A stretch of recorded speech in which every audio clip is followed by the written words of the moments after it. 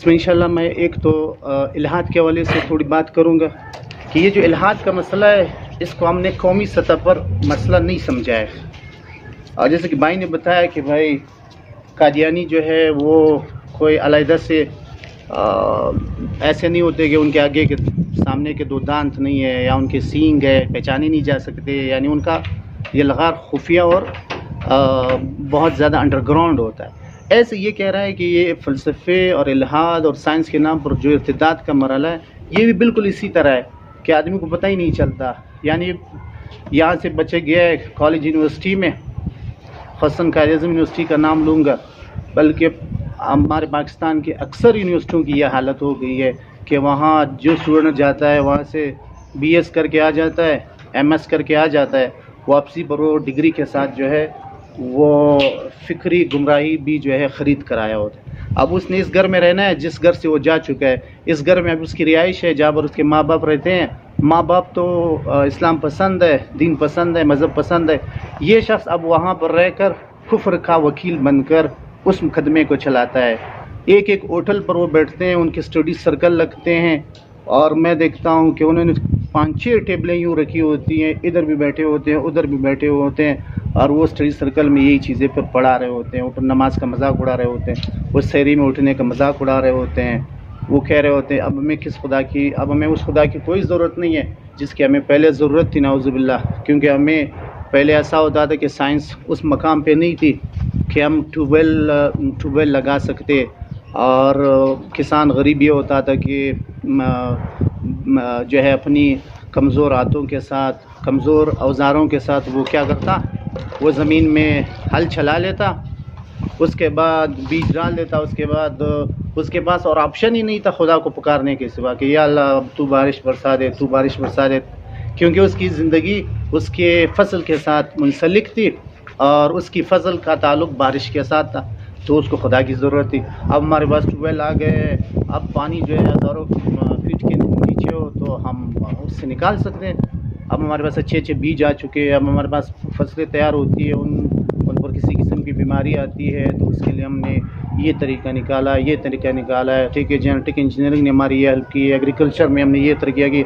अब हमें खुदा को पुकारने की ज़रूरत नहीं है। और हमारे यही मुसलमान लोग उसके साथ बैठे हुए होते हैं, चूँकि दूसरा साइड तो हमारे सामने नहीं है, लिहाजा हम मानते रहते हैं क्योंकि मैदान में एक ही चीज़ पेश हुई है, दूसरी है नहीं। अब आप अनअनाउंस्ड आप वो एक फ़िगर चाहते हैं तो मोर देन 50% जो है लोग फ़िक्री तौर पर वो एथेइज़्म कबूल कर चुके हैं। 50%, 1-2% नहीं।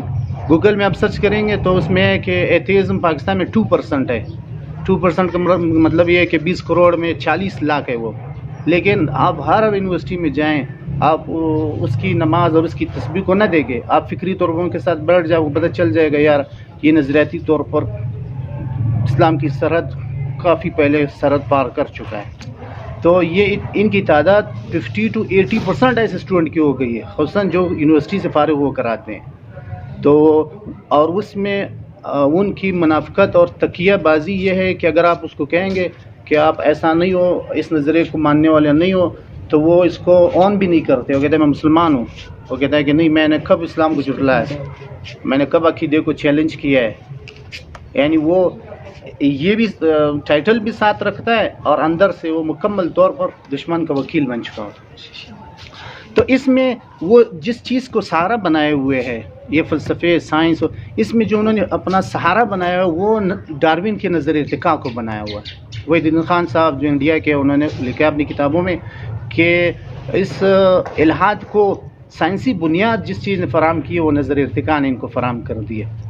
और नज़र इर्तिका को अब 160 साल के करीब का ज़माना गुज़र गया है, लेकिन इसके बावजूद ये नज़रिया अगरचे इल्मी दुनिया में ये जो है वो अपनी मौत आप मर चुका है, लेकिन वो इल्मी दुनिया बहुत महदूद लोग हैं जिनके सामने इस नज़रिए की शिकस्त, जिनके सामने, वरना इस नज़रिए को एक इस्टेब्लिश साइंस की तरह जो है किताबों में, हमारे FSC की किताबों में इसको बतौर साइंस पेश किया गया है। मैंने अपने बलूचिस्तान बायो की बुक देखी है फर्स्ट ईयर की, उन्होंने बाकायदा इनको यानी थ्योरी के तौर पर भी नहीं, ये भी नहीं कि भाई ये یہ حقائق جو ہے چیلنجیبل ہے کہ نہیں ہے، نہیں، بلکہ دور کے لوگوں میں یہ تو ہمارے اور آپ کے مغرب میں جو ہے اس نظریے کو اس طرح سے قبول کیا گیا ہے زور زبردستی. میں آپ کے سامنے دو اس کے وہ رکھتا ہوں. یہ ایک ایسوسیشن ہے AAS کے نام سے. اس سے بنتا ہے the American Association for the Advancement of Science. یہ کہتی ہے declared there is no significant controversy within the scientific community about the validity of the theory of evolution. ساتھ میں کہہ رہے ہیں کہ تھیوری آف ایوولوشن ہے، لیکن کہتا ہے کہ there is no significant controversy.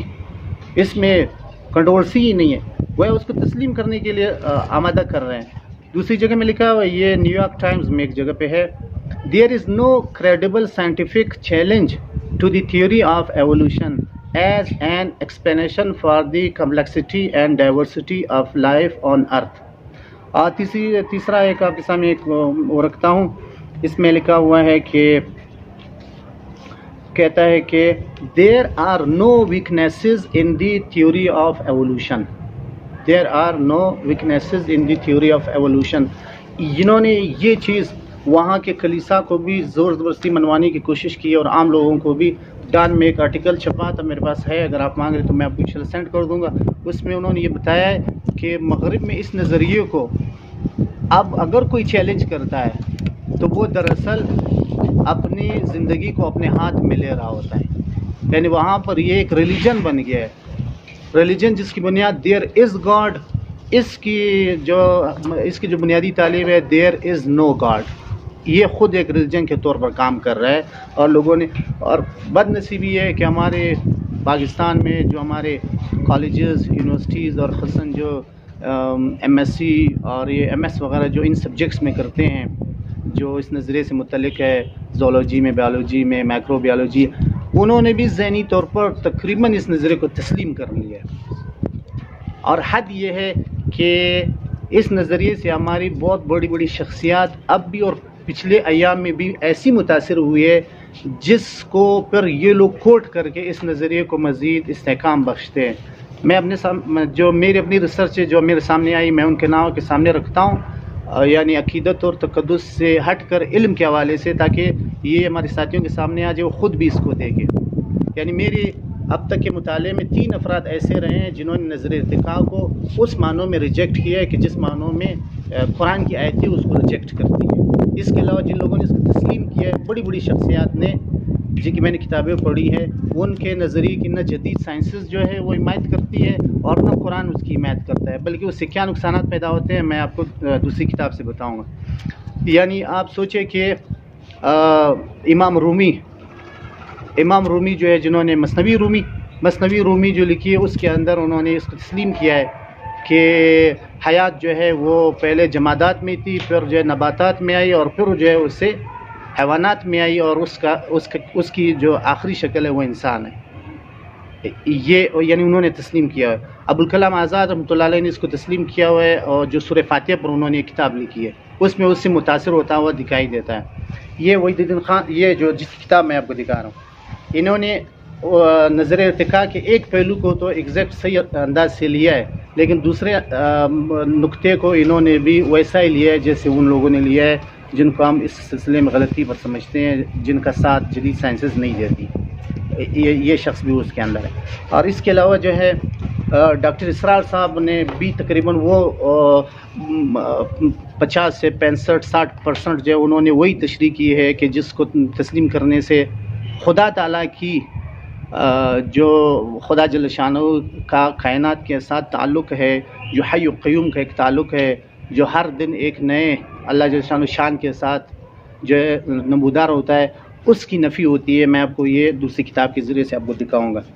تو یہ وہ لوگ ہیں کہ پھر جب یہ لوگ جب طالب علم اپنی یونیورسٹیوں میں آلریڈی یہ چیز پڑھ جاتے ہیں، پھر یہاں سے ان کو سہارا مل جاتا ہے، کیونکہ ظاہر ہے یہ گھروں میں تو مسلمانوں کے رہتے ہیں، تو یہاں سے ان کو مذہبی سہارا مل جاتا ہے، وہاں سے ان کو مغربی سہارا مل جاتا ہے، جو کہ یعنی سلسلہ وہ جہاں تک لے کے جاتے ہیں کہ کہتے ہیں کہ بندر سے یہ سلسلہ چلا ہے، یا وہ کہتے ہیں کہ رچرڈ ڈاکن کہتا ہے کہ بھائی یہ کزن ہے بندر جو ہے یہ انسان کے کزن ہے، پرایا سے انسان سے پیدا نہیں ہے. یہ بھی انشاءاللہ میں آپ کو دکھاؤں گا. اب جو اس میں خاص بات میرے نظر میں وہ یہ ہے کہ یہ لوگ جو بڑا دھوکہ دیتے ہیں وہ کیا دیتے ہیں. یہ اس وقت ایتھیسٹوں کا بڑا ہے، برطانیہ لندن کا رہنے والا ہے، اور اس کی ہمت اور جرت یہ ہے کہ یہ کتاب کا ٹائٹل ایسا رکھ رہا ہے فریب خدا کے نام سے، خدا کا دھوکہ، گاڈ ڈیلوژن. اس کا ایک ماشاءاللہ ایک مسلمان فکرمند ساتھی نے اس کا رد کیا ہوا ہے اس کتاب کے نام سے، خدا کا دھوکہ.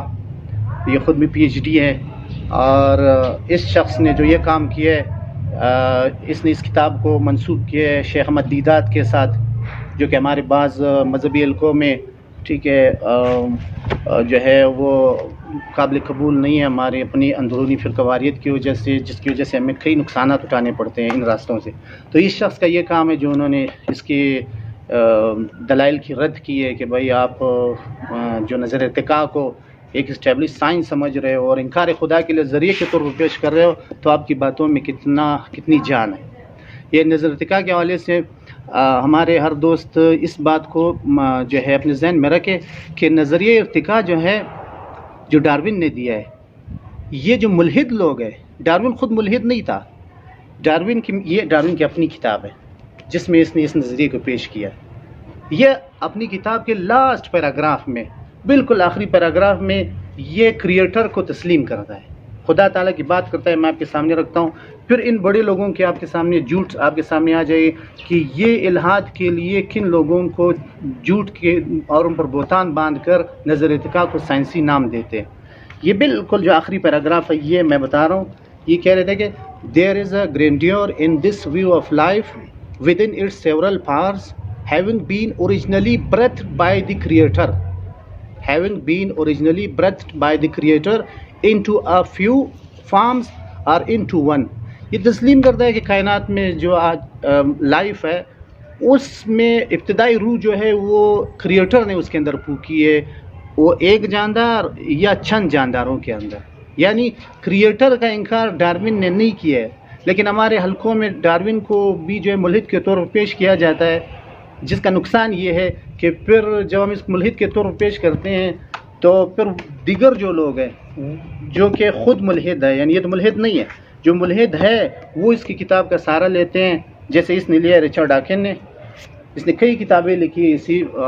ایک کتاب اس نے لکھی ہے اس نے دی بلائنڈ واچ میکر، یعنی جس طرح گھڑی ساز گھڑی بنا لیتا ہے تو گھڑی بنا لینے کے بعد بس اب مزید تو اس کا گھڑی کے ساتھ کوئی تعلق نہیں، اب گھڑی خود چلتی ہے. خدا تعالیٰ نے کائنات بنا لی ہے، بس اب وہ کائنات خود چل رہی ہے. اب یہ کریڈٹ اب خدا کو کیوں دے رہا ہے کہ وہ پرسنل گاڈ بھی ہے، ہمارے آپ کے کھانے پینے میں، ہمارے آپ کے خرید فروخت کے ساتھ اس کا تعلق ہے، نشست برخاست کے ساتھ تعلق ہے، ہماری سیاست کے ساتھ اس کا تعلق ہے. تو یہ شخص ڈارون کے نام پہ جھوٹ بول رہا ہے. کیا جھوٹ بول رہا ہے؟ یہ کہتا ہے کہ جو خدا تعالیٰ کا تصور ہے یا جو سپر نیچرل قوتیں ہیں جن کو ہم خدا جل شانہ کی طرف لے کے جاتے ہیں، یہ کہتا ہے کہ ڈارون کے نظریے نے وہ سپر نیچرل کانسیپٹ جو ہے اس کو ڈسٹرائے کر کے رکھ دیا. یعنی بہتان اس شخص پر باندھ ہے، حالانکہ وہ تسلیم کر رہا ہے کہ جو فرسٹ جاندار ہے یا فرسٹ فیو جاندار ہے اس کا کریٹر خود خدا ہے. اب یہ نقطہ ہمارے اس سبجیکٹ کے پروفیسروں تک، ہمارے لوگوں تک یہ نقطہ پہنچایا جائے کہ یار یہ شخص جو اپنی الہاد کی دکانداری کر رہا ہے، جس کے نام پر کر رہا ہے، وہ خود ملحد نہیں ہے، وہ خود کریٹر کا اقرار کرنے والا ہے. یہ آدمی انکار کریٹر کے لیے اس کو دلیل کے طور پر، اس کا میں آپ کو ایک پیراگراف جس میں اس نے اس سے یہی استدلال کیا ہوا ہے 118 پیج پہ، جہاں پر وہ اسی کا نام لے کر، ایوولوشن تھیوری کا نام لے کر جو ہے وہ انکار خدا کر رہے ہیں. یہ کہتا ہے 118 پیج پر، بٹ ڈارونین ایوولوشن، یہ ڈارون کا نام لے رہے ہیں، but Darwinian evolution specifically natural selection. Natural selection جو ڈارون کے نظریے کا ایک ستون ہے، کہتا ہے specifically natural selection does something more. اس نے کچھ زیادہ ہی کام کیا، یعنی اس نیچرل سلیکشن کو بطور خدا تسلیم کر رہا ہے کہ اس میں یہ قوتیں موجود ہیں جو ہم خدا کے لیے ثابت ہیں. کہتا ہے it shatters the illusion of design کہ کائنات میں نظم ہے، ڈیزائن ہے، اور اس ڈیزائن کے پیچھے خدا تعالیٰ ہے. It shatters the illusion of design within the domain of biology and teaches us to be suspicious of any kind of design hypothesis in physics and cosmology as well. I think the physicist Leonard Susskind had this in mind when he wrote, I am not an historian, but I'll venture an opinion. Modern cosmology, جدید جو cosmology ہے، یہ سیاروں ستاروں کا جو علم ہے، modern cosmology really begin with Darwin and values unlike any before them. They provided explanation of our existence کہ ہمارا یہ جو وجود ہے اس کی کیا تشریح و تعبیر ہے، یہ ڈارون کے نظریے نے دی. That completely rejected supernatural agents. جو سپر نیچرل ایجنٹ خدا تعالیٰ کے لیے ہم استعمال کرتے ہیں، تو کہتا ہے کہ ڈارون اور ویلیس نے اس کو کیا کر دیا، مکمل طور پر اس کو ریجیکٹ کر کے رکھ دیا، یعنی نام اس کا لے رہا ہے اور سودا اپنی بیچ رہا ہے. یہ شخص جو ہے اسٹیفن ہاکنگ، آپ کے سامنے اسٹیفن ہاکنگ، یہ تو ابھی چند سال پہلے مرا ہے. اس سے پہلے جو ایتھیسٹوں کا باپ تھا بقول وحید الدین خان صاحب کے، دنیا میں اگر دو لوگ کثیر المطالعہ نکالے جائیں تو ان میں سے ایک برٹرنڈ رسل ہے جو کہ برطانیہ کا. رسل نے بھی یہی حربہ استعمال کیا ہے، انکار خدا کے لیے اس نے ڈارون کے نظریے میں جا کر پناہ لی ہے. حالانکہ کافی حد تک جو ہے یہ غیر جانبدار رہ کر اس نے میتھمیٹکس، فزکس، فزیولوجی یہ چیزیں پڑھی ہیں. کافی حد تک بہت اچھا پڑھنے میں محسوس ہوتا ہے کہ یار یہ بہت سیدھا کیا ہے. یہاں پر آ کر جو ہے اس نے وہی غلطی کی ہے، یا جو بھی آپ کہیں کہ اس نے بھی آ کر ڈارون کے نظریے میں پناہ لی، اور اس سے جو پوچھا گیا کہ اگر مرنے کے بعد آپ کو کھڑا کیا گیا اور آپ سے پوچھا گیا کہ آپ نے اللہ میں تعالیٰ میں بلیف کیوں نہیں رکھا، آپ کیا کہو گے؟ تو اس نے کہا کہ بھائی میں کہہ دوں گا کہ اللہ تعالیٰ کے دلائل جو ہے، یا خدا تعالیٰ کو ماننے کے جو دلائل ہے وہ بہت کمزور تھے، وہ اتنے مضبوط نہیں تھے کہ ہم اس کی بنیاد پر اللہ تعالیٰ کو مان لیتے. تو یہ اپنے پیج نمبر 9 پر یہ یہی بات کرتا ہے، یہ انکار خدا کے لیے پریفیس میں یہ کہتا ہے کہ یہ جو آپ لوگ دلیل لاتے ہو، مذہبی لوگ جو یہ دلیل لاتے ہیں کہ کائنات میں نظم ہے، تو نظم جو ہے خود بخود پیدا نہیں ہو سکتا، اس کے پیچھے ناظم ہے، اور ہم اسی کو خدا تعالیٰ کا نام دیتے ہیں. تو یہ کہتا ہے it is true that scholastics invented what professed to be logical arguments providing the existence of God, and that these arguments or others of a similar tenor have been accepted by many eminent philosophers, but the logic to which these traditional arguments appealed is of an antiquated Aristotelian sort, which is now rejected by practically all logicians except such as are Catholics. اب یہ بات کرتے ہیں there is one of these arguments، ایک دلیل وہ کہتا ہے کہ جس کو فلاسفر رد اب تک نہیں کر سکی ہے، وہ دلیل جو ہے وہ کائنات کے اندر نظم کی جو دلیل ہے اس کے حوالے سے کہتا ہے there is one of these arguments which is not purely logical. I mean the argument from design، نظم کائنات. This argument however was destroyed by Darwin. یہ اپنے لیے اس نے راستہ کھول لیا. This argument، یہ ایک جو دلیل رہ گئی تھی نظم کائنات کی، کہتا ہے اس کو however was destroyed by Darwin and in any case could only be made logically respectable at the cost of abandoning God's omnipotence. تو اس کتاب کا یہ نام ہے Why I am not Christian. میں اس کا ترجمہ بھی آ چکا ہے، میں مسیحی کیوں نہیں. اس ترجمے میں اس نے ان الفاظ کے اندر ڈنڈی ماری ہے، میں نے اس کو چیک کیا ہے، یہ الفاظ جس طرح ہے اس طرح سے اس نے نہیں لکھا ہوا ہے. تو یہ اس کی اوریجنل کتاب ہے، اس میں یہ جا کر اپنے انکار خدا کے لیے ڈارون کے تھیوری کی آڑ لے رہا ہے. اور آخری جو اسٹیفن ہاکنگ ہے، اسٹیفن ہاکنگ سے جب پوچھا گیا کہ بھائی ساری کائنات میں لائف جو ہے وہ صرف زمین پر ایگزسٹ کرتی ہے اور اس کے علاوہ پوری کائنات میں جدید جتنے بھی ہمارے پاس مائکروسکوپ اور ٹیلیسکوپ سارا کچھ جو کچھ ہے ان کے تحقیق سے ہمیں یہ پتہ چلا ہے کہ لائف صرف اور صرف زمین پر ایگزسٹ کرتی ہے. تو لہٰذا اس کو ایکسیپشن، اس زمین کو جو یہ استثناء حاصل ہے کہ لائف صرف یہاں پر ہے، تو یہ کس چیز کی دلیل ہے؟ یہ استثناء کس چیز کی دلیل ہے؟ تو اس ایک دلیل لی جاتی تھی کہ بھائی یہ مداخلت کی دلیل ہے کہ اس میں کسی نے مداخلت کی ہے یہاں پر لائف کو، اور اتنا لائف سپورٹنگ سسٹم بنایا گیا.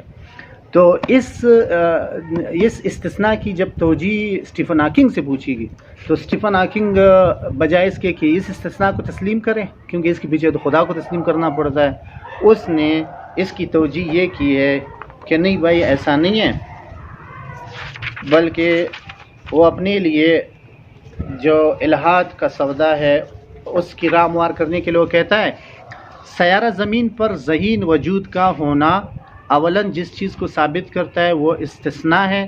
اب سوال یہ ہے کہ اس استثناء کی تشریح توجیہ کیا ہے؟ اسٹیفن ہاکنگ نے ارتقاء ایوولوشن کے مفروضہ نظریے کو توجیہ کی بنیاد قرار دی. وہ اس استثناء کو بھی جو ہے ایوولوشن تھیوری کی طرف لے کے جا رہا ہے کہ بھائی یہ جس طرح انہوں نے یہ بات کی تھی کہ نیچرل سلیکشن جو ہے وہ خود اتنا باشعور ایک صفت ہے جس سے یہ ساری کائنات کی تشریح کی جا سکتی ہے، تو اسٹیفن ہاکنگ جیسا شخص وہ بھی آ کر اس نظریے میں یہ بات کہہ رہا ہے کہ بھائی یہ جو زمین پر استثناء کی کیفیت ہے اس کی بھی وجہ جو ہے وہ کیا ہے، وہ مداخلت نہیں ہے کہ جس کے بعد خدا کو ماننا پڑتا ہے، بلکہ اس کی وجہ جو ہے ایوولوشن ہے. اور ایوولوشن تو انہوں نے کہہ دیا کہ بھائی وہ خود ایک سیلف سفیشینٹ جو ہے وہ سسٹم ہے، اس کے لیے اس چیز کی کوئی ضرورت نہیں ہے کہ ہمیں کسی خدا کو ماننا پڑے. تو یہ تین چیزیں ایسی ہے کہ جب تک ہر ہمارے اسٹوڈنٹ کو ہمارے اس سبجیکٹ کو پڑھنے یا اس سے متعلق جو لوگ ہیں جب تک ان کے سامنے یہ بات نہ رکھی جائے کہ بھائی یہ لوگ الہاد کے لیے بایولوجی کو استعمال کر رہے ہیں، سائنس کو استعمال کر رہے ہیں اور فلسفی کو استعمال کر رہے ہیں، اور یہ کتابیں جب تک ان کو دکھائی نہ جائے اور یہ نکتے ان کے سامنے آئے نہیں تو انہوں نے تو نہ یہ کتابیں دیکھی ہے الا ماشاء اللہ جو تلاش میں ہو تو ٹھیک ہے، ورنہ ہماری بڑی بڑی بک سیلرز کے پاس ایسی کتابیں بھی ہے نہیں. میں آپ کو بتاتا ہوں، یہ یعنی اسلامی ریاست پاکستان کے اندر جس کتاب کا نام یہ فریب خدا یا خدا کا دھوکہ، یہ آپ کو کبیر بلڈنگ میں سائلنٹ سروسز سے مل جاتی ہے. حالانکہ یہ چھوٹا ایتھیسٹ ہے، اس نے اتنی کتابیں اس ایتھیزم پر نہیں لکھی ہے. یہ اس کا ہم اثر ہے، اس کا دوست بھی ہے اینتھونی فلیو. اس نے 30 سے زیادہ کتابیں الہاد کی وکالت میں لکھی تھی. یہ خود الہاد کا اس کی طرف پرستار تھا، 30 سے زیادہ کتابیں لکھی تھی، 50 سال سے زیادہ اس نے اس پر محنت کی. اس کے بعد یہ شخص ایتھیزم چھوڑ کر ریلیجیس بنا ہے. لیکن یہ کتاب آپ ڈھونڈا وہ پورے پاکستان میں نہیں ملے گی. اس کتاب کو میں نے پوچھا جو اسلام آباد میں جو وہ 3-4 وہ بلڈنگوں والے جو وہ ہے سعید بکس میرے خیال سے اسلام آباد کے اندر، ادھر تو نہیں تھی. اس سے میں نے پوچھا کہ یہ بک، تو اس نے وہ آن لائن چیک کرتے ہیں، تو اس نے آن لائن بٹن مار کے چیک کیا تو کہتا ہے نہیں ہے. حالانکہ یہ دیکھو اب ہمارے کتنے کام کی کتاب ہے، اس نے اس پر لکھا ہے دیر از اے گاڈ. یعنی ہمارے ایتھیسٹ مائنڈ کے اسٹوڈنٹ اور ٹیچر وغیرہ کے لیے کتاب کتنی کارآمد ثابت ہو سکتی ہے کہ وہ شخص جو 30 سے زیادہ کتابیں الہاد کے حق میں لکھ چکا ہے وہ اس سے توبہ کر چکا ہے اب، اور 50 سال سے زیادہ، نصف سینچری سے زیادہ اس نے اس پر ہارڈ ورک کام کیا ہے. وہ اب پہنچ گیا ہے کہ یار یہ الہاد جو ہے یہ دلائل پر مبنی نہیں ہے. تو اس شخص کی کتاب کو تو ہمیں ہر لائبریری، ہر اسکول، کالج اور مدارس تک ہونا چاہیے. اچھا، لیکن جب انہوں نے چیک کیا تو کہتا ہے یار یہ بک نہیں ہے. پھر میں نے اس کو کہا، میں نے جان بوجھ کر اس کو کہا، میں نے کہا یہ دوسری بک چیک کرے، گاڈز ڈیلوژن. انہوں نے چیک کیا، کہتا ہے یہ مل جائے گی. میں نے کہا یار یہ پاکستان اور ایک اسلامی ریاست کے اندر جو کتابیں خدا تعالیٰ کی وجود کے حوالے سے ہے وہ تو ہمارے پاس نہیں ہے، اور جو ان کے خلاف ہے وہ ہے، اور یہ بھی کسی مسلمان نے نہیں لکھی ہے، پاکستان کے کسی شخص نے نہیں لکھی ہے. یعنی الحاد کے خلاف بھی جو کام ہے وہ بھی ہم نے نہیں کیا ہے، باہر کے کسی اور شخص نے کیا ہے.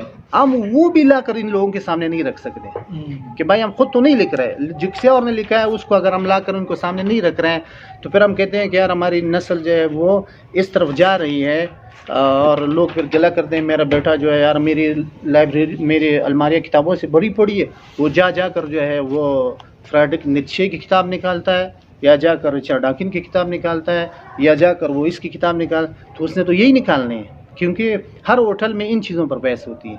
ان کو ایسا پیش کیا جاتا ہے کہ اسٹیبلش سائنس ہے یہ. اب آپ کے سامنے ایک اور کتاب، یہ کتاب بہت ہی آئیڈیل کتاب، خدا موجود ہے. خدا موجود ہے، یہ کتاب اصل میں لکھی گئی تھی اس نام سے، the Evidence of God in an Expanding Universe. اس کا حوالہ محی الدین خان صاحب کی کتاب سے مجھے ملا. اس کتاب کو 40 امریکی سائنسدانوں کی تحقیق پر مبنی ہے، 2-3 پیجز پر، ہر ایک نے اپنی زندگی بھر کی تحقیق لکھی ہے، اور اس میں 33 پی ایچ ڈیز ہے. 40 سائنسدان 33 پی ایچ ڈیز ہے. اس نے یہ کتاب جو ہے کسی نے تالیف کی ہے، ان کی زندگی بھر کی ریسرچ اکٹھی کی ہے، اور اس کو اس نام سے جو ہے چھپوایا ہے. لیکن آج آپ کو یہ انگلش والی بک کہیں نہیں ملے گی. میں نے امریکہ سے آن لائن موبائل کے تھرو خریدی ہے. 7,300 روپے اس نے میرے اکاؤنٹ سے کاٹے، تب اس نے مجھے یوزڈ میں ایک بک دی، یوزڈ میں. یعنی یہ کتاب تو مسلمانوں کے لیے ایک سرمایہ تھی، لیکن ہماری کسی لائبریری، کسی بڑے سے بڑے مکتبے میں آپ جائیں گے، آپ کو صرف و نحو پر درجنوں کتابیں مل جائیں گی، فقہ پر درجنوں کتابیں مل جائیں گی. ایسی کتابیں جو وجود خدا کے انکار کی رد پر مبنی ہیں، وہ کتابیں کہیں موجود نہیں ہیں. پی ڈی ایف اس کا نہیں مل رہا تھا. آپ اندازہ کریں، ہم نے کوشش کی کہ یار اس کا پی ڈی ایف مل جائے. ایک جگہ پی ڈی ایف ملا، وہ پی ڈی ایف ایسا تھا کہ اس کو آپ اس پی ڈی ایف کو آپ پرنٹ نہیں کر سکتے تھے، پھر مجبوراً ہمیں اس کو اوریجنل خریدنا پڑا. تو اس یا پھر وہی بات ہے کہ ہو سکتا ہے کہ ہم جو ہے بعض وقت ہم اتنا عالیشان کام جو ہے وہ اپنے مسلکی اختلافات کی وجہ سے پھر ہم رد کر دیتے ہیں. یہ اس وقت کی کتاب ہے، یہ 58 کی کتاب ہے. 1958 میں یہ کتاب انگلش میں لکھی گئی تھی. تو اگرچہ 58 تو دور لگ رہا ہے، لیکن جدید سائنس پر مشتمل ہے. یعنی ڈی این اے کا دریافت ہو چکا ہے، بگ بینگ تھیوری ہو چکی ہے، سارا کچھ ہو چکا ہے. یعنی اس لحاظ سے آج بھی یہ بالکل جدید ہے. تو اس کتاب کو بعد میں ہمیں اردو میں یہ کتاب ملی، انگلش والی بھی پہنچ گئی، اردو میں آئے. تو اردو میں ہم نے اس کا جو دیباچہ دیکھا، وہ کچھ دوست ہو سکتے اختلاف کریں، وہ سید ابوالعلا مودودی صاحب کا لکھا ہوا تھا. یعنی آپ اس سے اندازہ کریں کہ 58 کی دہائی میں ان کی نظر اسلام کے الحاد کے حوالے سے اتنی وسیع تھی کہ اس کتاب کا دیباچہ انہوں نے لکھا، اور اس کتاب کا ترجمہ بھی ان کی جماعت کے ایک شخص نے لکھا. ہم سیاسی اختلاف رکھ سکتے ہیں، لیکن اسلام کے موضوع پر یہ کتاب جو 40 یہ اجماع ہے، ایگزسٹنس آف گاڈ پر، ایویڈنس آف گاڈ پر یہ کتاب اجماع ہے. آپ انشاءاللہ ایسی کتاب کہیں تلاش نہیں کر سکتے دنیا کی بڑی لائبریریوں میں جس کو 33 پی ایچ ڈیز نے لکھا ہو، اور وہ مختلف شعبوں کے ہو، ہر سبجیکٹ کا مختلف اس کے اندر ہے.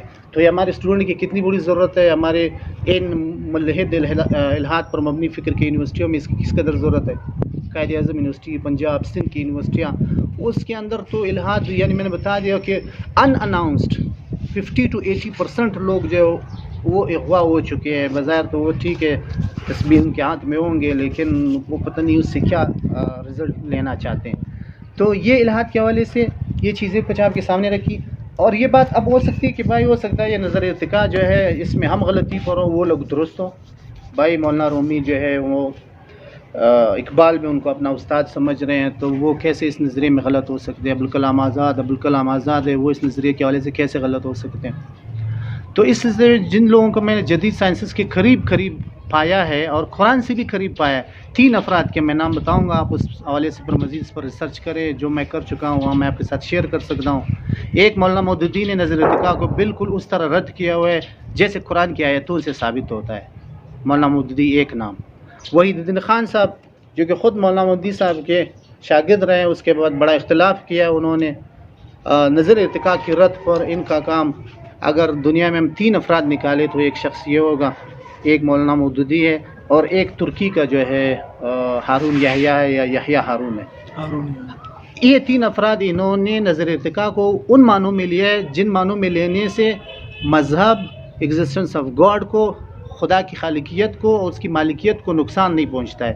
باقی جو ملحدین ہیں انہوں نے تو بالکل خدا کا انکار کیا ہوا ہے، لیکن جو ڈارون ہے وہ خدا کو صرف فرسٹ کاز کے طور پہ تسلیم کر رہا ہے، خالق کے طور پر تسلیم کر رہا ہے، لیکن اس کے بعد ڈارون کے نظریے میں پھر جو نظر ارتقاء ہے وہ خود پر خالق بن جاتا ہے، وہ اس کے لیے پھر خدا کے گائیڈنس کی پھر ضرورت نہیں ہے، پھر نیچرل سلیکشن اور سروائیول آف دی فٹسٹ اور یہ چیزیں پھر خود جو ہے وہ کارآمد رہتی ہے، جیسے گڑی بنا کر گڑی بنانے والا فارغ ہو چکا ہے، اب گڑی خود چل رہی ہے۔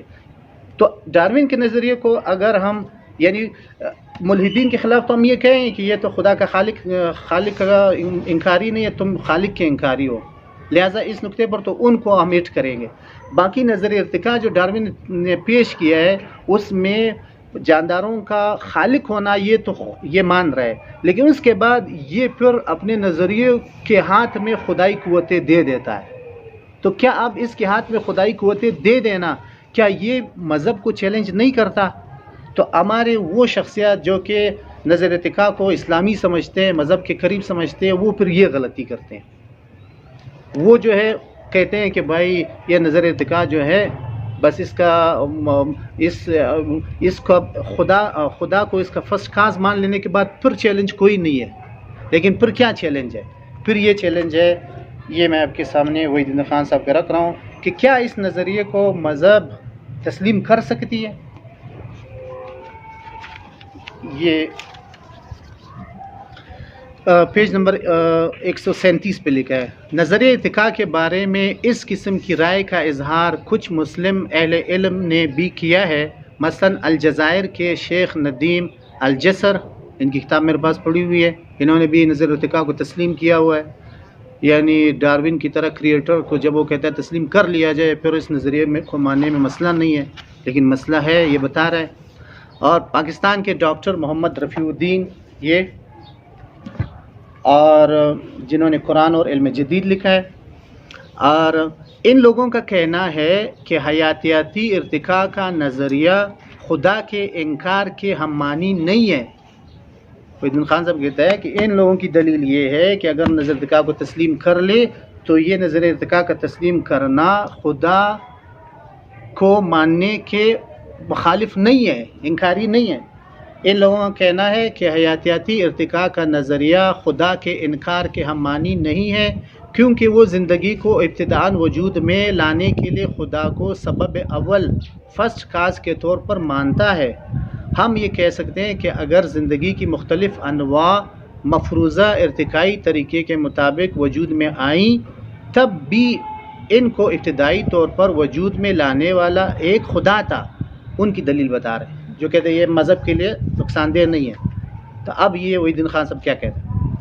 وحید الدین خان صاحب کہتا ہے لیکن یہ توجیہ درست نہیں، یہ تشریح درست نہیں۔ مذہبی نقطہ نظر کے مطابق خدا کی حیثیت صرف سبب اول کی نہیں ہے، صرف کریٹر خدا نہیں ہے، بلکہ خدا مسلسل طور پر ہماری زندگی میں شامل ہے۔ مذہبی عقیدے کے مطابق خدا مسلسل طور پر کائنات کو کنٹرول کر رہا ہے۔ خدا اور انسان کے درمیان تعلق ایک مسلسل تعلق ہے جو بلا انقطاع ہر لمحہ جاری رہتا ہے۔ پھر یہ کہ خدا محاسب احتساب کرنے والا ہے۔ قیامت کے دن خدا مالک یوم الدین کی حیثیت سے تمام انسانوں کی ابدی مستقبل کا فیصلہ کرنے والا ہے۔ خدا کی یہ تمام حیثیتیں نظر ارتقاء میں حذف ہو جاتی ہے، ختم ہو جاتی ہے۔ ایسی حالت میں حیاتیاتی ارتقاء کا نظریہ مذہبی اعتبار سے کبھی قابل قبول نہیں ہو سکتا۔ خدا اور بندے کے درمیان جو تعلق مطلوب ہے وہ ایک زندہ تعلق ہے، وہ ذکر اور دعا اور عبادت اور تفکر اور تدبر اور توسم کے ذریعے ہر وقت اور ہر لمحہ قائم رہتا ہے۔ انسان ہر لمحہ خدا سے مانگتا ہے اور ہر لمحہ وہ خدا کی طرف سے پاتا ہے۔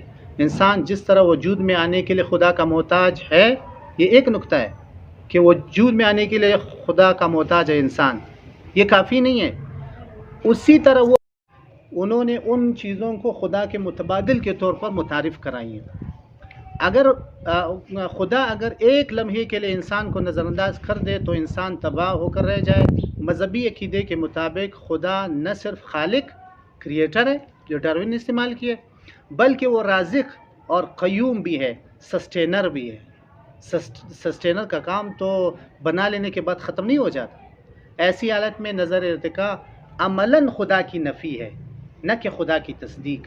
اگر یہ نظریے کو مان لیا جائے، ڈارون کا نظریہ، یہ نہیں ایتھیسٹوں کا نظریہ، ان کا نظریہ اگر مان لیا جائے تو کیا ہے کہ خدا جل شانہ کام کیا کر رہے ہیں؟ عملاً خدا کی نفی کر رہے ہیں نہ کہ تصدیق کر رہے ہیں.